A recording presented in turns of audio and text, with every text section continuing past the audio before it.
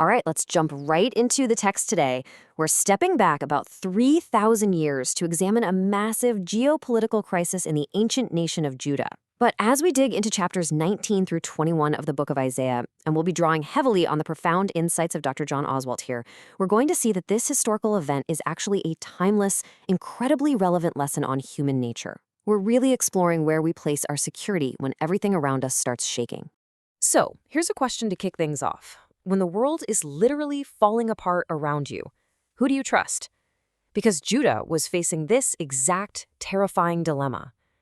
The brutal Assyrian war machine, the undisputed superpower of the day, was marching directly toward them. They were desperate. They needed an ally. They needed someone or something to save them. And their eyes immediately turned south. Okay, Section 1, the temptation of Egypt. Let's really dive into this. Why did Judah look to Egypt as their ultimate geopolitical savior? Well, because Egypt was this absolute titan, built on three massive pillars of worldly trust. First, their ancient religion. They were the most idolatrous people in the Near East. They had a god for literally everything. Second, the Nile River, which was the absolute engine of their immense wealth. And third, their ancient courtly wisdom. Egypt was viewed as the grandmother of civilization. To put that into perspective, when Abraham and Sarah visited Egypt, they practically took tourist camels to see the pyramids, because those pyramids were already 800 years old. So from a purely human perspective, leaning on Egypt made perfect sense. Now, what's really fascinating here is the reality behind that first pillar, religion. Despite having thousands of gods, which is second only in history to Hinduism, by the way, Egypt's absolute monarchy actually had a huge track record of failing. During the First and Second Intermediate periods, their society totally collapsed into chaos and civil war, city literally fighting against city.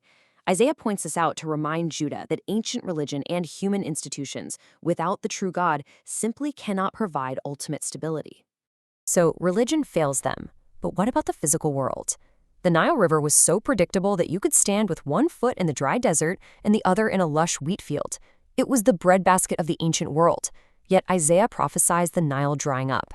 And this just brilliantly illustrates our modern temptation to trust in the physical world.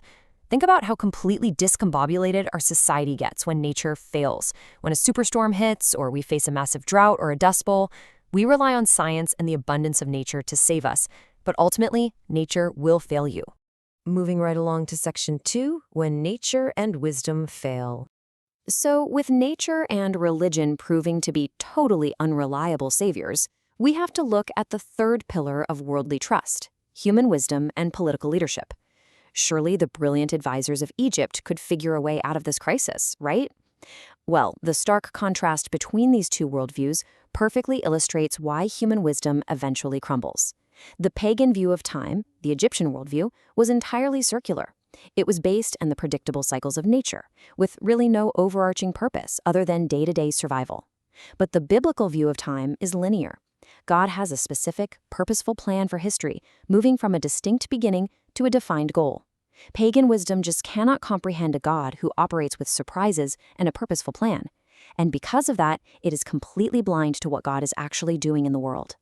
And this brings us to an absolutely crucial point, captured perfectly in this quote from Dr. Oswalt regarding our attitude toward political leaders and human wisdom. He says we should respect them, but don't rely on them. We honor our leaders, we respect the position, and we absolutely pray for them, but we must never, ever expect them to ultimately save us. If you expect a politician to be your savior, you are basically condemning them to failure. Which leads us directly into Section 3, Isaiah's shocking object lesson. Having dismantled the temptation of Egypt, God didn't just want to tell Judah that Egypt would fail. He wanted to physically show them. We read the shocking reality that for 3 whole years, Isaiah walked around stripped, likely in just a loincloth and barefoot. It's an incredibly jarring image. Why on earth would God demand something so humiliating and uncomfortable from his prophet? Well, the answer is that Isaiah was acting as a living, breathing visual aid for God. This is exactly how the Assyrians would eventually lead the Egyptians away as prisoners of war. But notice why Isaiah was chosen for this task.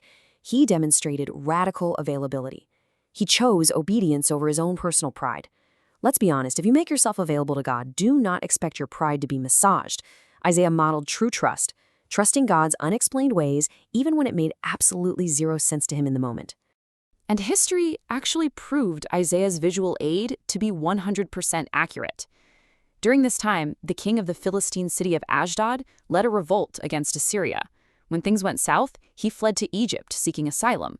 Now, Egypt happily took him in, right up until Assyria threatened them. Then, Egypt immediately handed the king of Ashdod right over to his enemies. The lesson for Judah was undeniable. Worldly powers are unreliable. Egypt will sell you out. Let's see how this builds as we pivot to Section 4, the fall of Babylon. Shifting gears to chapter 21, Isaiah moves his focus from Egypt to another great superpower that dominated the ancient mindset. And he uses this fascinating, highly poetic title for Babylon here, the wilderness of the sea. It's an oxymoron. Honestly, it's pure sarcasm. Babylon had massive wealth generated from sea trade along the Persian Gulf and the Red Sea. They seem to have this endless abundance, but Isaiah is pulling back the curtain here. He's saying that if you look beneath the surface, all that wealth, all that abundance is nothing but a barren mirage. It's just tinsel. But then, we get this profoundly beautiful theological insight in the text. As Babylon faces its inevitable destruction by Elam and Media, the speaker in the text, which represents God's heart, is actually filled with anguish. God weeps over the destruction of this traitorous, violent empire. It's an amazing picture. Much like a parent whose heart just breaks when they have to discipline a child, God allows the consequences of Babylon's actions to fall, but he does so with a broken heart. So why even record the fall of Babylon here? Well, it was a message of hope for the future Judean exiles who Isaiah calls the threshed and winnowed ones. Imagine being in exile in Babylon, 150 years later, reading a scrap of this very scroll. The message is crystal clear. Do not assimilate. Do not sell out your biblical faith to Babylonian culture. It might look like the greatest, most powerful nation in the world right now, but it will fall. God's word is what will stand. All right, wrapping things up with Section 5, the true purpose of prophecy. As we look at Isaiah predicting these massive events, we've got to firmly dispel a huge myth right here. Prophecy is not a timetable for the future. People have made absolute fortunes trying to map out modern events using biblical prophecy. We've seen prophecy teachers predicting the end of the world for decades, constantly adjusting their math every time they get it wrong.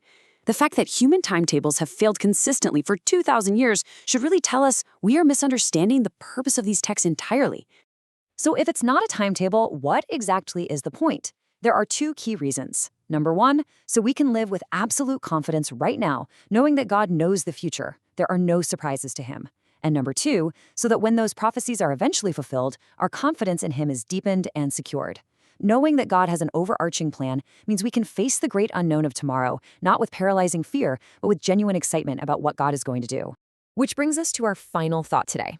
Prophecy is simply an invitation to trust. When the world is shaking, when the crisis is literally at your door, and your natural instinct is to run toward the nearest worldly solution, whether that's wealth, politicians, or human wisdom, remember Judah. We aren't called to map out the exact timeline of the future. We're just called to trust the one who holds it. So, when everything around you starts to shake, where are you placing your trust?